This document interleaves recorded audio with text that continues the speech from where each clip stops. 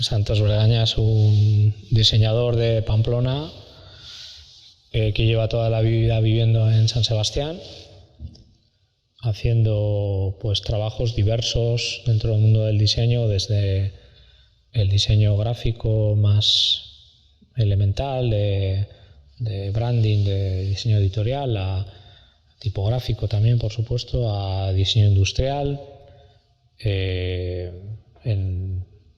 muy especializado en temas gastronómicos por motivos de guión y bueno, siempre con ganas de hacer otras cosas, ¿no? Que es la esencia del diseño.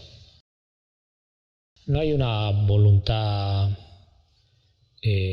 llamémosle patriótica o especialmente abertzale, sino una naturalidad de hacer las cosas anunciando de forma natural, aceptando de dónde eres y cuál es tu entorno, aceptando que quizás la forma de evolucionar y hacer cosas es estar en un contexto que te corresponde de forma natural, sin que eso suponga una reivindicación necesariamente política, sino una identidad cultural.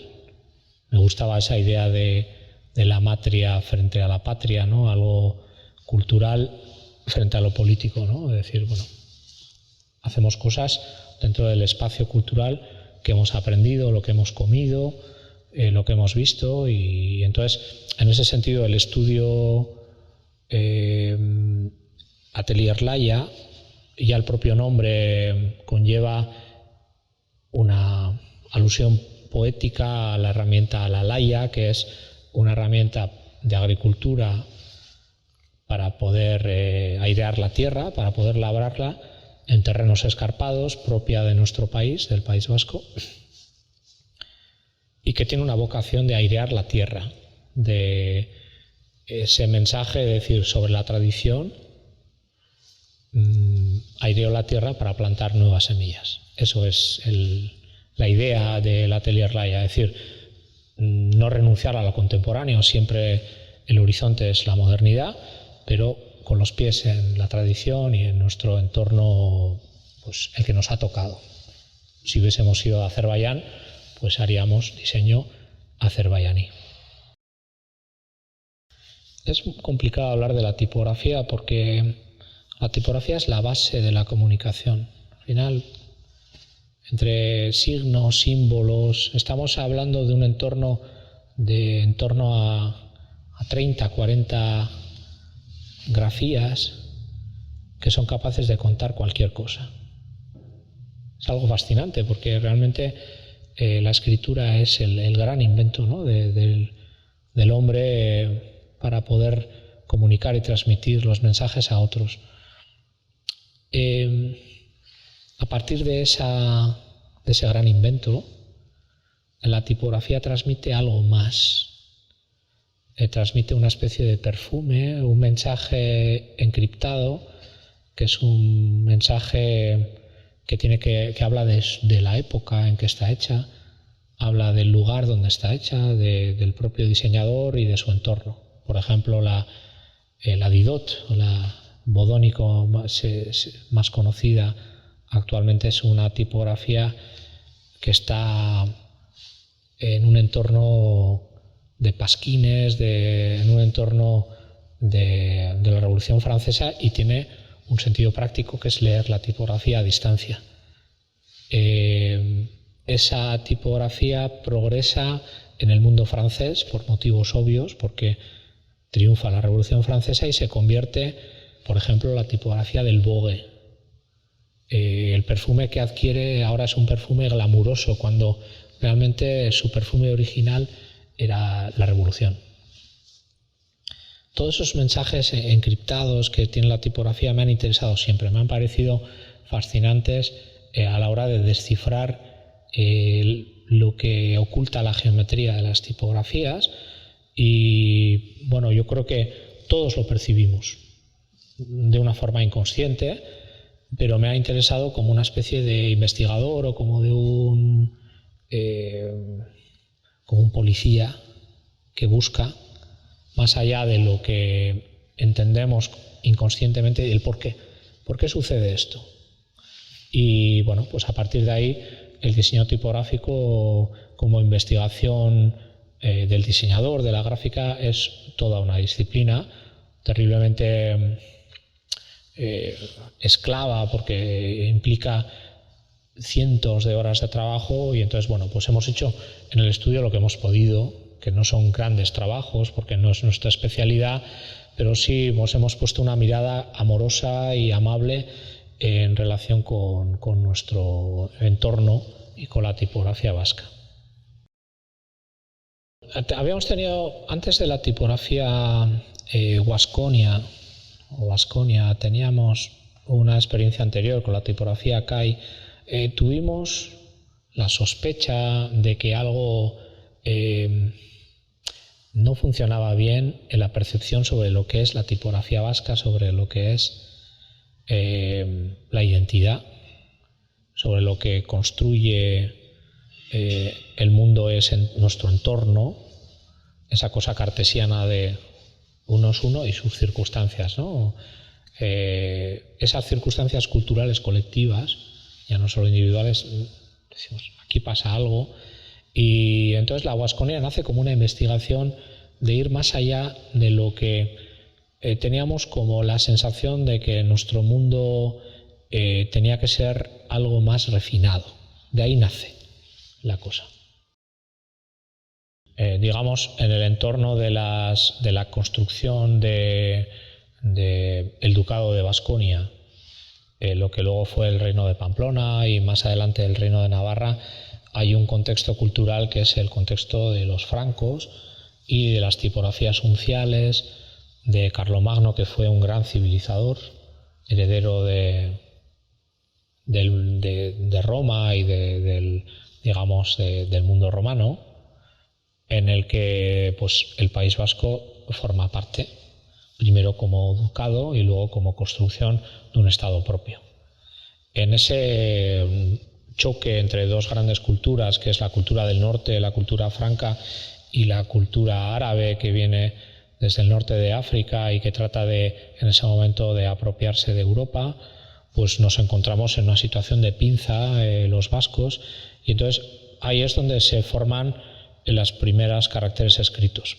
Es cierto que queda muy poco, porque realmente la mayoría de las tipografías están construidas en alto relieve y eso supone, desgraciadamente, su erosión rápida y el borrado en pocos siglos. Pero sí que quedan, de alguna forma, y ahí es un trabajo de investigación a partir, pues lo que todos los que nos hemos interesado en este mundo de la grafía vasca, como base, que principalmente es la Tombe Basque de Louis Colas y sus investigaciones en torno a los dinteles y a las grafías herederas de este mundo, en algunos casos, en otros mucho más romanos, y hemos tratado de pues, buscar y tratar de separar la parte más de ese mundo nórdico, de ese mundo más gótico, más celta incluso, o celtoide, que igual es un mundo más vasco, porque, como decía Barandiarán, hay la misma distancia del País Vasco a cualquier lugar que de cualquier lugar al País Vasco. O sea que siempre estamos de alguna forma pidiendo perdón y como que nos hemos apropiado de otras cosas, pero quizás son otros los que se han apropiado de nuestro mundo. En ese contexto fundacional hemos encontrado un perfume y hemos tratado de rescatar en la Wasconia una tipografía diferente, con unas características diferentes, identitarias, de lo que habitualmente hemos encontrado en lo que se reconoce de forma más popular como tipografía vasca, que es una tipografía muy vinculada pues, al bar, al rótulo del bar, a la sidrería, y que nace de una especie de Latin White o de latina salvaje, en la que principalmente lo que se expresa es unas serifas, lo que para los que no sois tipógrafos o los que no son, pues son las gracias de las tipografías romanas que se expresan a partir del tallado en bajo relieve, expresadas de una forma rústica. Eso ha dado pie a un modelo tipográfico ampliamente difundido como modelo vasco y bueno, pues nosotros lo hemos cuestionado. Hemos buscado un modelo que nos ha parecido que igual es más identitario y que tiene como base un mundo más antiguo, más profundo y bueno, pues es una apuesta.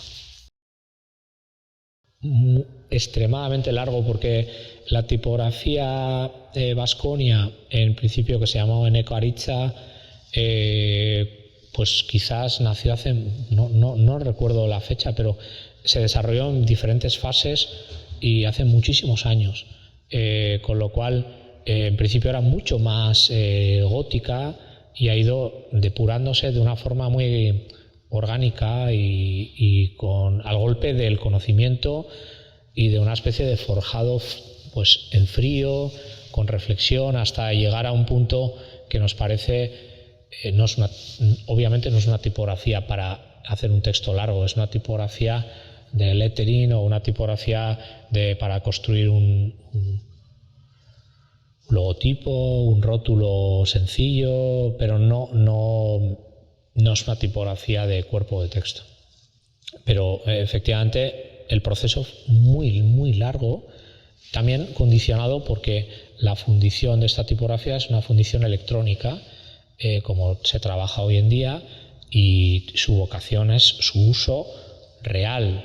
No decir, bueno, pretendemos que las personas pues la adquieran, la compran y la utilicen. Entonces, las condiciones que obliga la modernidad pues también forman parte de la construcción y del diseño de la Vasconia.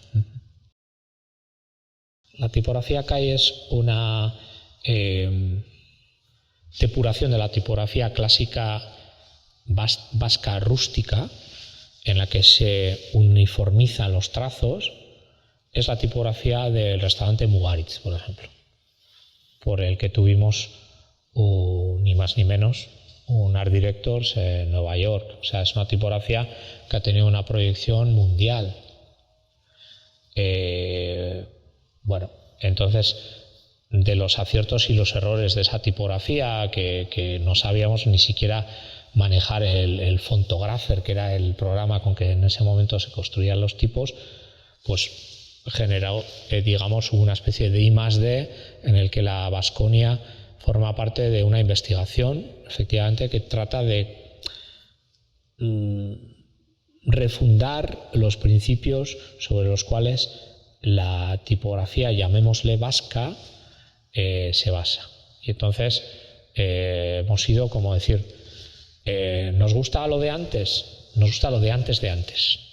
Hemos tratado de ir más atrás para encontrar una base más profunda detrás de esa piel aparente, que es la que un artesano, insisto en este tema porque es algo que probablemente todos hemos enfocado mal, este principio de la tipografía vasca.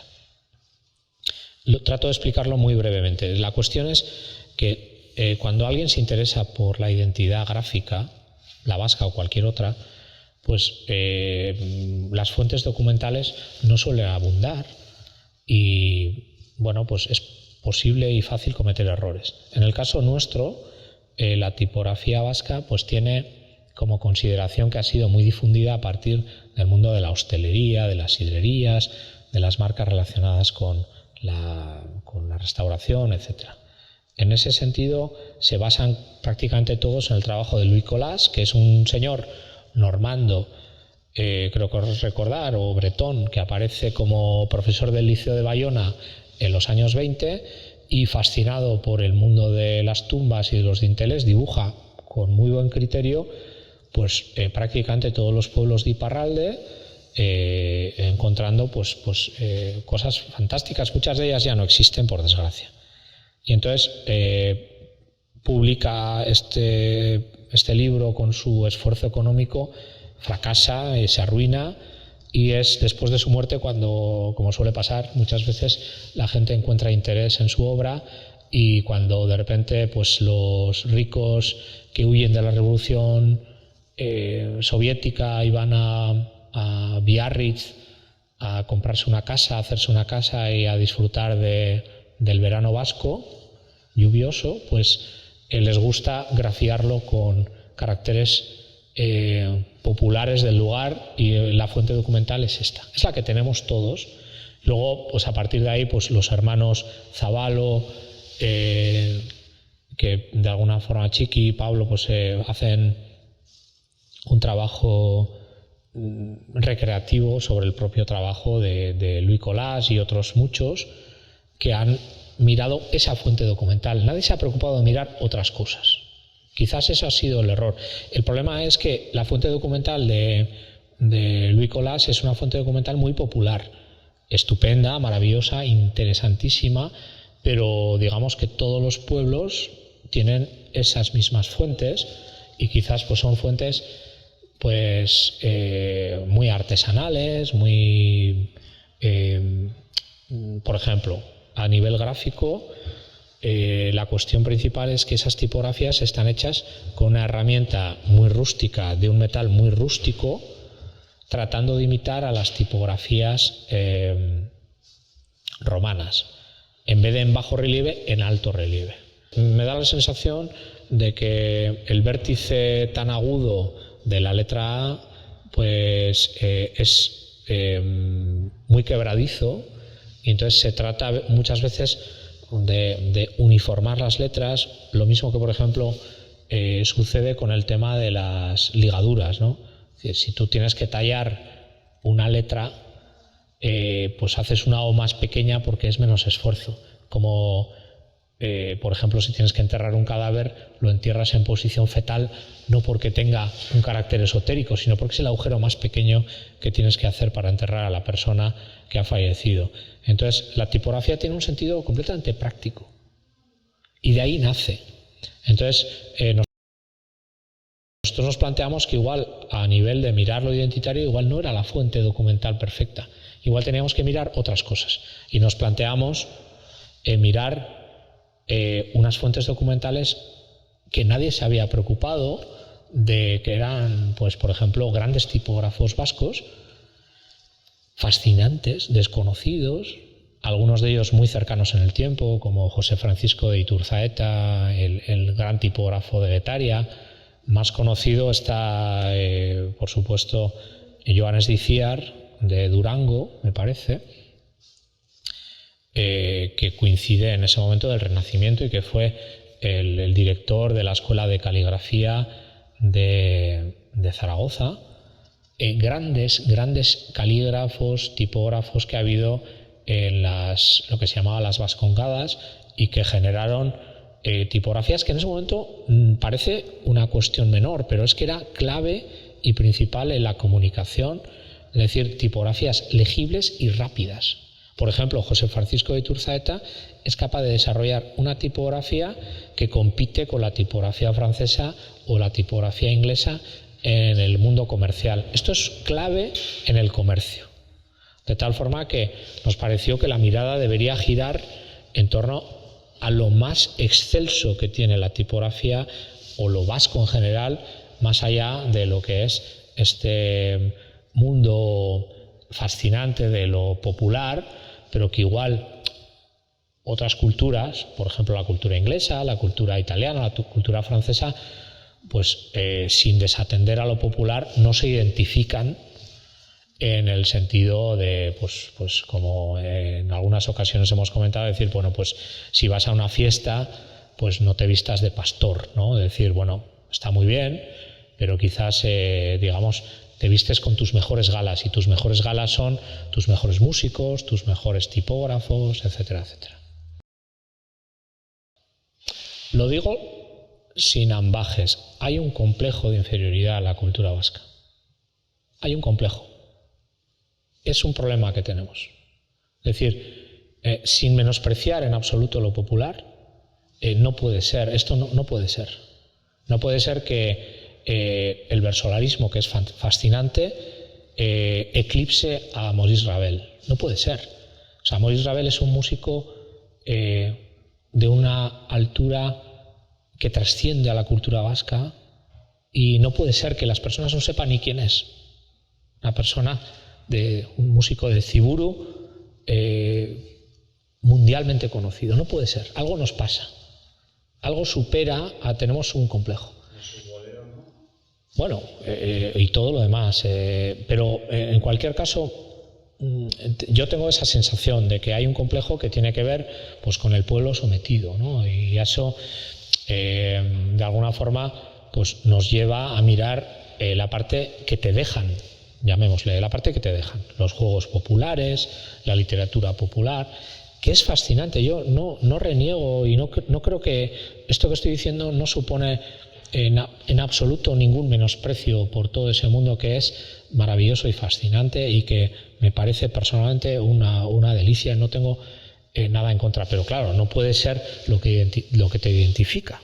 Yo creo que todo el mundo puede entender que lo que realmente es más elevado de una cultura pues es la ciencia y las artes con mayúsculas, ¿no? Es decir, a ver, pues supongo que los italianos alardean de Miguel Ángel, de Borromini, de Bernini. Claro que tienen artistas populares que hacen cosas estupendas en el pueblo. Esa no es su identidad principal, es una cosa estupenda que tú vas a Ridicondoli y hay un señor que hace maravilloso, pero esa no es la identidad de Italia.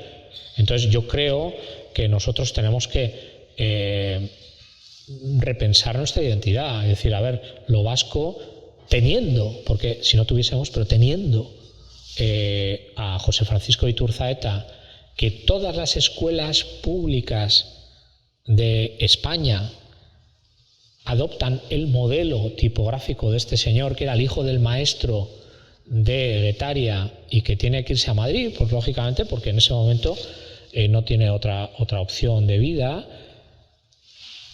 A ver, hay que anunciar a este personaje, visitarlo, hay que de alguna forma, me parece, y lo comentamos con el anterior alcalde de Guetaria, ¿cómo es posible que las calles no estén grafiadas con su tipografía? Cualquier país del mundo normal, y no hay ningún impedimento político que yo sepa que lo impida, pues pone la tipografía de José Francisco de Iturzaeta porque es un orgullo. Pues no. No sabemos qué pasa, que de repente vamos a coger la que un señor, pues un artesano que se ha muerto tu aitona y hace con un buril lo que puede, resulta que ese trabajo es el que grafía. Es un complejo. En el caso de Baskonia trata de ir más atrás y conectar el mundo vasco con lo celta, que para mí es evidente que tiene una conexión. Es evidente. O sea, creo que hay el mundo vasco y el mundo celta tienen, a ver, o sea, somos primos, joder.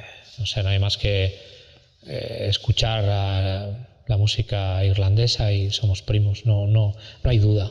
Esa es nuestra conexión principal y es un mundo crepuscular probablemente porque todo se va a ir al traste con lo que nos viene, ¿no? Que es un mundo globalizado en el que probablemente triunfe, no sé, el reggaetón, por decir algo especialmente desagradable, pero la conexión está.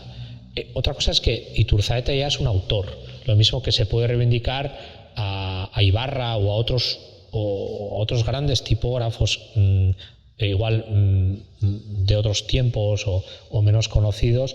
En el caso de Iturzaeta nos pareció interesante la tipografía, la minúscula pancilla, porque es una tipografía como licuada que da la sensación de que nace de una evocación del mar y que tiene una cualidad, pues eso, líquida, muy extraña, muy propia de una situación que parece pues del litoral o de la costa y que pues en la que no podemos identificarnos. Tiene una legibilidad compleja y cuestionable, pero la hemos utilizado en logotipos como el restaurante Nineu, por ejemplo, en el Palacio de Congresos de San Sebastián y en otras ocasiones, y funciona francamente bien. Tiene una identidad preciosa, ¿no? Y es completamente diferente del resto de las cosas y único.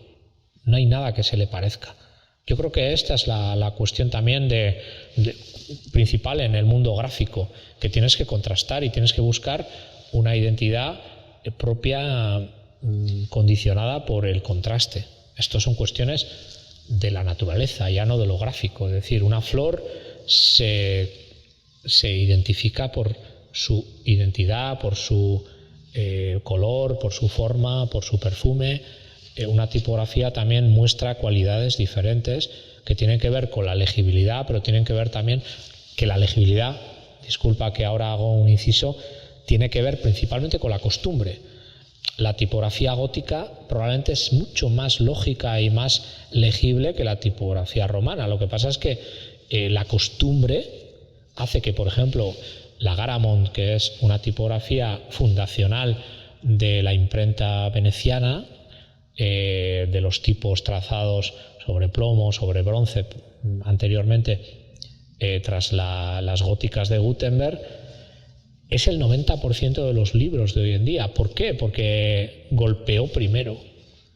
Y al golpear primero ha creado una legibilidad. Está en nuestro fondo de armario de la tipografía. Tú lees una Garamond y su cualidad heredada de la columna de Trajano, de tipografías romanas hechas con serifas, ha ido y que tiene que ver con la herramienta con la que se trazó, luego con las plumas con las que se dibujó, luego con los buriles con lo que se trazó. Todo eso al final ha creado un sistema de identificación que nos permite leerla con una facilidad pasmosa, mucho más que la helvética, porque un libro en helvética es insufrible. Entonces, la legibilidad tiene que ver con la costumbre.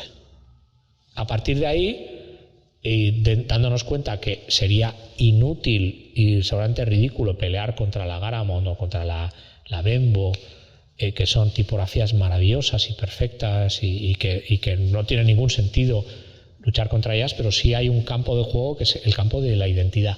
Y es ahí donde nos vamos, a la identidad, a las grafías que nos permitan, digamos, identificar lugares, marcas, elementos con un perfume diferente de algo que dices, ah, mira, viene de aquí. Todas las grafías que vemos los occidentales son una mezcla. Son una mezcla porque todas provienen de alfabetos sumerios, protohebraicos. Por ejemplo, una cosa que es muy obvia es la letra A, ¿no? La letra A es la primera letra. Es una vaca, es una res, un buey, un toro, y el pastor estaba al revés, mirando con los cuernos para arriba la A y dice, tengo tantas vacas, ¿no? De ahí nace la A. Y todas tienen, la M es el mar, es el agua. Unas vienen de un lugar, otras vienen de otras, y hemos creado en los occidentales, en Europa, un alfabeto común con el que nos comunicamos. Entonces, ¿qué es una tipografía vasca? ¿Qué es una tipografía inglesa? ¿Qué es una tipografía española? ¿Qué es pues es difícil contestar a esa pregunta. Yo creo que en el pozo de la historia y del uso, en momentos en el que estábamos mucho más aislados, se generaron tipografías pues por deriva genética, si es que se puede utilizar esa metáfora o ese símil más bien, en el que pues un lugar aislado por endogamia pues no se comunica y un valle pues copia reiteradamente la misma tipografía y esa A es la misma A siempre. Entonces, cuando se muere alguien después de 100 años, pues copian la A de la tumba de al lado y todo va quedando como una especie como de cuestión identitaria. Eso es lo vasco, lo español o lo búlgaro. Es una cuestión como de sedimentación. Hoy en día parece muy complicado trazar una identidad, porque todo está globalizado. Simplemente es un fósil. Hoy en día todo es un fósil. La gastronomía vasca es un fósil, la tipografía vasca es un fósil, pero todo es un fósil también de cualquier otro lugar, no solo nuestro. El problema es que nosotros no tenemos un país. Y entonces, si tú tienes un país, te defiendes mejor. Si tienes un país, tienes España, tienes Francia, tienes Italia, tú tienes un contexto sociopolítico en el que tú puedes defender una identidad, si es que quieres defenderlo, o la gente identifica. Por ejemplo, en España tienen un instituto que digamos, destila la marca España. Marca España, o sea, ¿qué es eso? Como si fuese una empresa, ¿no? Entonces, ¿qué es lo vasco?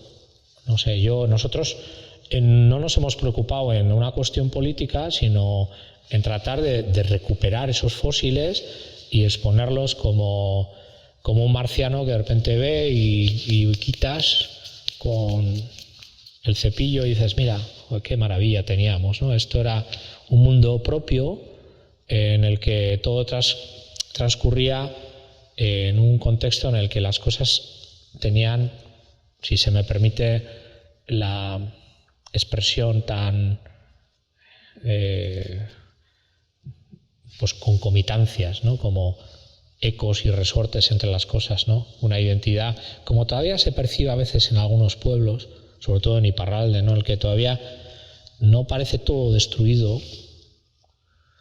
Los cementerios, que yo he visitado muchos, pues quedan todavía. Es ahí en el lugar donde cada vez menos, porque ya ha entrado el mármol brillante y la tipografía hecha con láser y la fotografía hecha con láser, pero queda un lugar donde dices, y quizás algunos de nosotros pensamos, me gustaría estar ahí, me gustaría estar en un lugar donde me puedo mirar en un espejo y reconocerme. No es una cuestión, no tiene nada que ver con un nacionalismo destructivo, no tiene nada que ver con algo perverso, sino simplemente eso, en mirarte en otro, como cuando te miras con una persona y le miras a los ojos y te sientes tú, porque te mira de la misma manera que a ti, ¿no? Como reconociendo tu forma de ser.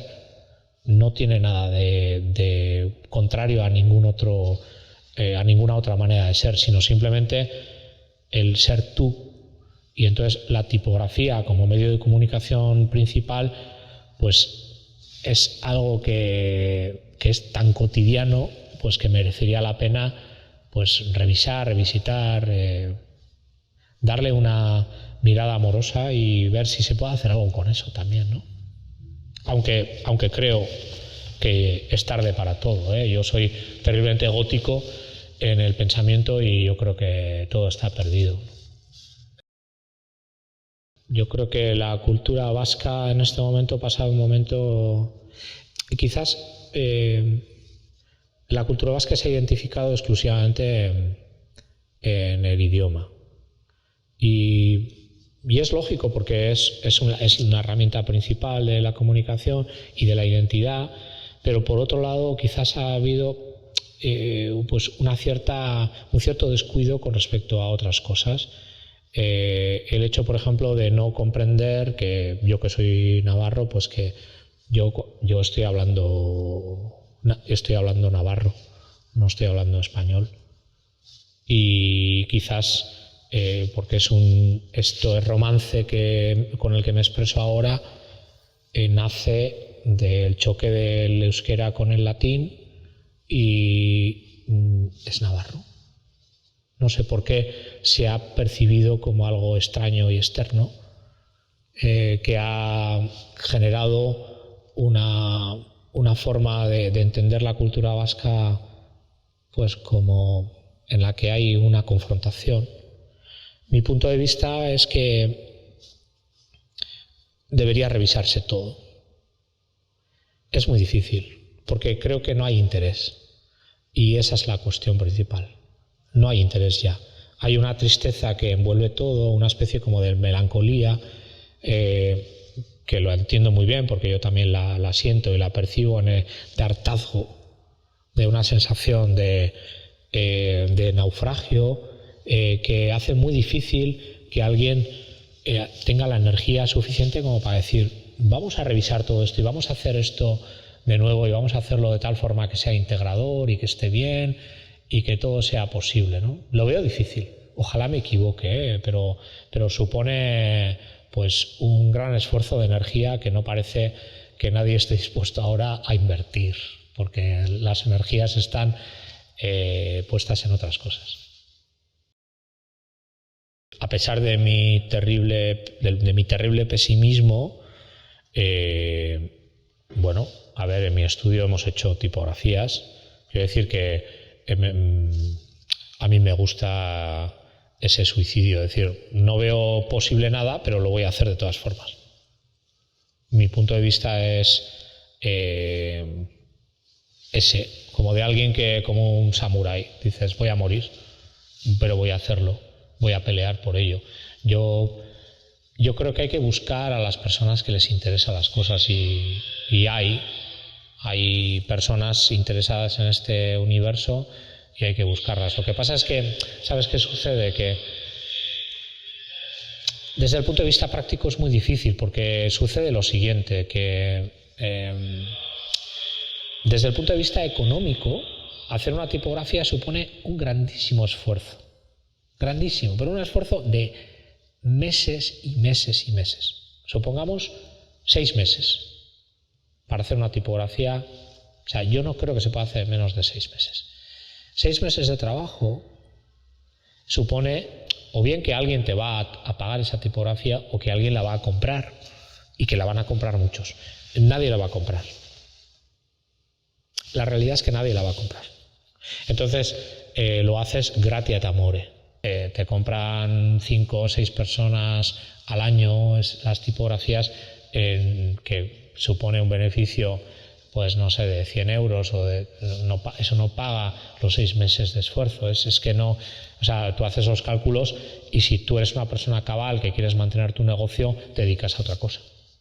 Quiero decir esto, quiero decir que al final es un esfuerzo totalmente suicida. Entonces, esa es la primera realidad, la realidad económica. Otra cosa es que haya también una percepción diferente más allá de lo económico, y dices, mira, yo quiero hacer esto pese a todo. Bien, pero o quiero hacer esto porque tengo un encargo de la universidad, o quiero hacer esto, de acuerdo, pero si tú tienes un estudio, que tienes que pagar el alquiler del estudio, tienes que pagar los sueldos de tus trabajadores, las seguridades sociales, no haces una tipografía vasca. Porque probablemente, a ver, incluso la persona que haga una sidrería, por ejemplo, y si decide que le interesa tu tipografía, no va a comprender que cueste dinero. Que es un problema cultural, porque también, y ahí pues es una reivindicación de nuestro trabajo como diseñadores, es que no, la gente no comprende que eso supone un esfuerzo no de los 6 meses que inviertes, sino de todos los años anteriores para poder dedicarle, digamos, ese esfuerzo a dibujar, a construir coherentemente una tipografía. Entonces tú le dices, mire, señor, señora, esta tipografía cuesta 70 euros, 100 euros. Y dices, ¿estás loco? ¿Que yo cómo voy a pagar eso? Y dices, esta es nuestra realidad. Por lo tanto, pesimismo absoluto, porque efectivamente hay que darle la vuelta a muchísimas cosas, ¿no? Es decir, yo creo que la gente está dispuesta a pagar miserablemente, a mi modo de ver, una entrada de fútbol que cuesta un montón de dinero para ver a un montón de anormales dándole patadas a un balón, y porque piensan que es nuestra identidad. En la Real, el Athletic, me da igual, todos me parecen igual de miserables. El Osasuna, todos igual. Una cantidad de dinero absolutamente obscena por ver, ahora encima mujeres, es decir, eran hombres y ahora la misma miseria con mujeres. Sin embargo, les parece un escándalo lo que cuesta el esfuerzo verdadero, intelectual y físico de hacer las cosas. Bueno, ese es no solo en nuestro país, son todos los países ya. Entonces, pesimismo, todo el del mundo. Cambiar eso no va a ser posible. Hay que encontrar personas sensibles, inteligentes y cultas que les interesen estas cosas.